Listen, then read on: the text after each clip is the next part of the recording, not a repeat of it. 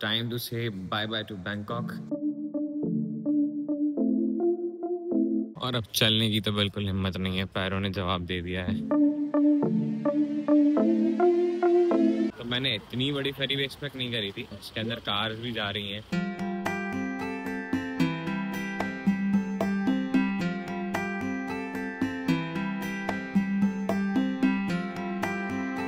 इन्होंने स्टिकर देख के हमको पहचान लिया। वैन कहेंगे इसको, मिनी बस तो नहीं कहेंगे।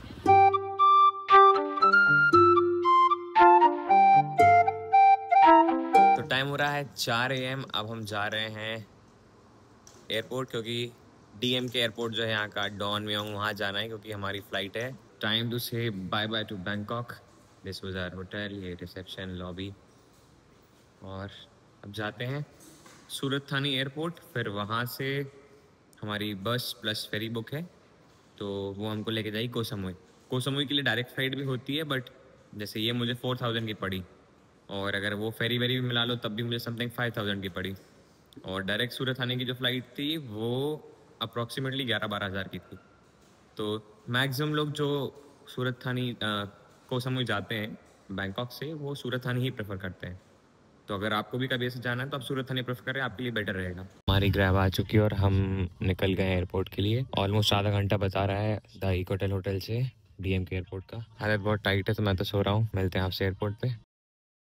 तो ऑलमोस्ट आधा घंटे की कैब जर्नी के बाद हम पहुंच गए हैं डॉन म्योंग इंटरनेशनल एयरपोर्ट। अब यहाँ से चेक इन प्रोसेस पूरा करते हैं और बताता हूँ मैं आपको कैसा एयरपोर्ट है। ये है बैंकॉक का दूसरा एयरपोर्ट, डॉन म्योंग। अब हमारी फ़्लाइट है नॉक एयर से, तो नॉक एयर का काउंटर देके पहले बोर्डिंग पास लेते हैं, बैगेज सबमिट करते हैं, फिर मिलते हैं। रो नंबर 14 और 15 ये दोनों हैं नॉक एयर की। तो जाते हैं और देखते हैं। बोर्डिंग पास हमने कलेक्ट कर लिया है। अब जाते हैं और सबमिट करते हैं पहले अपना बैगेज, बोर्डिंग पास लेते हैं और मिलते हैं आपसे। को जाना है गेट नंबर 46 की तरफ। और अब चलने की तो बिल्कुल हिम्मत नहीं है, पैरों ने जवाब दे दिया है। Thankfully this will help a lot. मैंने इसको इतना बड़ा एयरपोर्ट नहीं समझा था, मुझे लगा बैंकॉक का एक सेकेंडरी एयरपोर्ट होगा, बट काफ़ी बड़ा है ये भी। टाइम हो रहा है 5:40 इन द मॉर्निंग और बहुत ज़्यादा हालत ख़राब है, बहुत ज़्यादा नींद आ रही है, बट ठीक है, थोड़ा सा जागते हैं, फ्लाइट लेते हैं, फिर वहाँ पहुँच के आज रेस्ट है, ज़्यादा कुछ घूमने का नहीं है। तो होप बॉडी रिकवर कर पाएगी। बाकी एज यू कैन सी हालत ख़राब हो रही है। एयरपोर्ट एकदम परफेक्ट टाइम से आया क्योंकि जस्ट 10 मिनट बैठ पाए और बोर्डिंग स्टार्ट हो गई। ये रही हमारी फ़्लाइट। अब जा रहे हैं और बैठते हैं अंदर, सामान रखते हैं और 1 घंटे की नींद लेते हैं। फ्लाइट में बैठते ही साथ में क्या वेदर है, सनराइज हो रहा है अभी, और अभी थोड़ी देर पहले बारिश हुई है।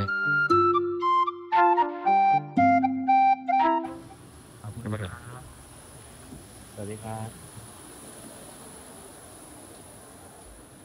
1 घंटे की नींद हुई है शायद, आई गेस थोड़ी सी। Still very sleepy, still very tired. Baggage collect करके देखते हैं फिर कितना टाइम मिलता है। 9 बजे की बस है यहाँ से पियर के लिए, एंड वहाँ से फिर फेरी मिलेगी कोह सामुई के लिए। तो हम जहाँ से आप लोग देख रहे हैं कि आ रहे हैं, वहीं से एग्जिट है।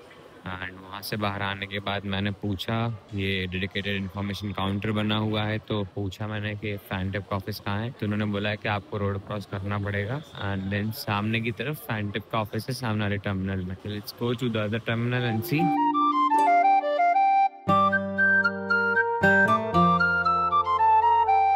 एयरपोर्ट से बाहर आए हमने, रोड क्रॉस करा एंड सामने वाले टर्मिनल में आपको मिलेगा फैंटेप का ऑफिस। बहुत छोटा सा एयरपोर्ट है तो कंफ्यूजन नहीं होगी। जस्ट आपको बाहर निकलना है, डायरेक्ट आप एग्जिट पे आ जाओगे एंड देन एग्जिट से बाहर निकलोगे तो सामने आपको दिख जाएगा ये वाला टर्मिनल एंड इसी के अंदर फैंटेप का ऑफिस है। एंड आप देख सकते हैं लाउंज, वेटिंग लाउंज बना हुआ है एंड यहाँ पर अलग अलग कंपनीज के ऑफिस है। सिथरन है, फैंटेप है, एक्सप्रेस फेरीज है, अलग अलग लॉम्प्रा है, अलग अलग कंपनीज के ऑफिस है। तो अगर आपने पहले से बुकिंग नहीं कर पाई है तो आप आके यहाँ पर भी ऑन द स्पॉट टिकट ले सकते हैं। हम जाते हैं और फैंटेप पे बात करते हैं, हमारी फैंटेप से। तो ये बस होती है इनकी, मिनी बस टाइप कह सकते हैं। इससे हम जाएंगे हमारे पियर तक। तो अभी सब लोग जो मेरे साथ बस में आए थे वो भी यहीं पर वेट कर रहे हैं, कुछ लोग पहले से वेट कर रहे हैं।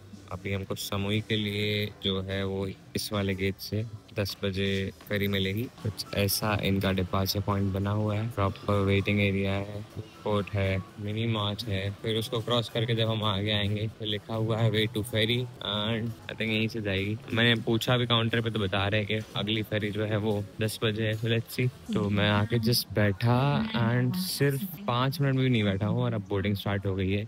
आपको जो टिकट मिलता है उसमें QR होता है, उसको आप यहाँ स्कैन करवाइए एंड फिर अंदर आके आपको ये फाइनल वेटिंग रूम है, आप रुकना पड़ेगा आपको थोड़ी देर। उसके बाद समूह के लिए दिखा रहे हैं 10 मिनट बाद फेरी है, तो 10 मिनट बाद फेरी आ जाएगी। तो मैंने इतनी बड़ी फेरी भी एक्सपेक्ट नहीं करी थी। उसके अंदर कार्स भी जा रही हैं और यहाँ से हम फेरी में एंटर कर रहे हैं।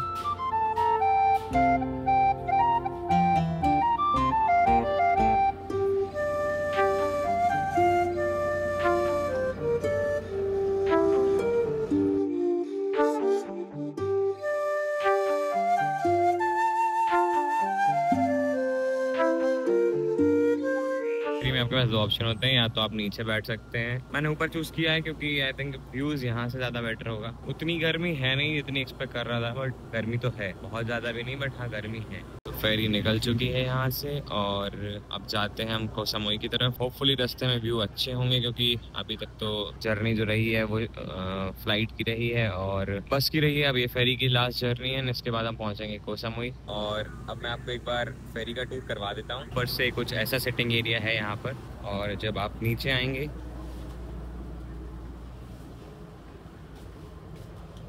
तो नीचे पूरा एयर कंडीशन एक सिटिंग एरिया ये है।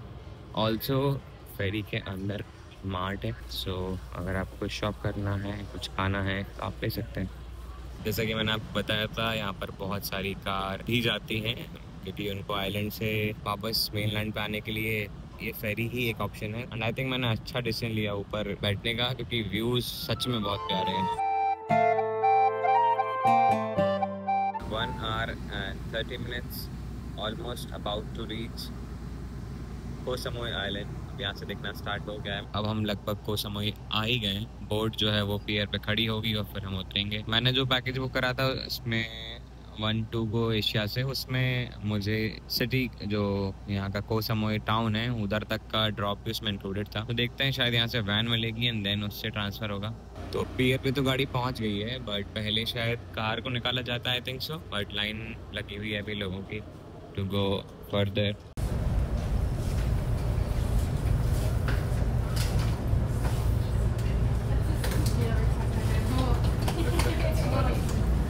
तो अभी पहुंच गए कोह सामुई। यहाँ से फैन टिप जिसके थ्रू मैंने ये बुक करा था उन्हीं की तरफ से मुझे यहाँ पर पिकअप मिलेगा, वैन पिकअप।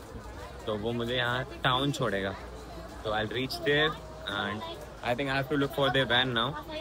एंड उन्होंने एक स्टिकर लगा देते हैं टू आइडेंटिफाई कि किसका किसका वैन का बुकिंग है। इन्होंने स्टिकर देख के हमको पहचान लिया। Excuse me, show the board. तो ये इनकी मिनी बस है, वैन कहेंगे इसको, मिनी बस तो नहीं कहेंगे। इसमें सामान रखते हैं, ये हमको टाउन ट्रांसफ़र करेंगे, कोह सामुई टाउन ट्रांसफ़र। तो हमको छोड़ा है भैया ने जस्ट हॉस्टल के बाहर वाले रोड पे एंड गूगल मैप से देखा तो 70 मीटर दिखा रहा है, 70 मीटर अप्रॉक्स यहाँ से हॉस्टल है। जाते हैं, चेक इन करते हैं, फिर आपको प्रॉपर्टी का टूर करवाते हैं, देखते हैं। वैसे बहुत अच्छी जगह है। अभी तक मैं अपनी वैन की खिड़की में से देखता हुआ आ रहा था, व्यू जो है बहुत पीसफुल एंड पूरी वाइब, मतलब अच्छी वाइब आ रही थी।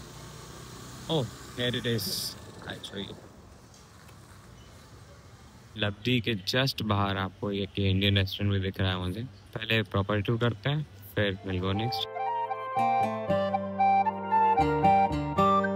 तो यह था आर्यन के सफर का एक और एपिसोड। यह सिर्फ मेरा सफर नहीं, हम सबका सफर है, जहां हम घूमते हैं साथ में, बनाते हैं नए दोस्त और हर वीडियो में करते हैं एक नए सफर की खोज। तो यह वीडियो अच्छा लगा तो चैनल को सब्सक्राइब जरूर करें। और आपके मन में थाईलैंड ट्रैवल से रिलेटेड या ट्रैवल से रिलेटेड कोई भी डाउट हो तो आप मेरे वीडियो के कमेंट सेक्शन में जाकर पूछ सकते हैं, मैं आपको ज़रूर जवाब दूंगा। थैंक यू सो मच, मिलते हैं अगले वीडियो में।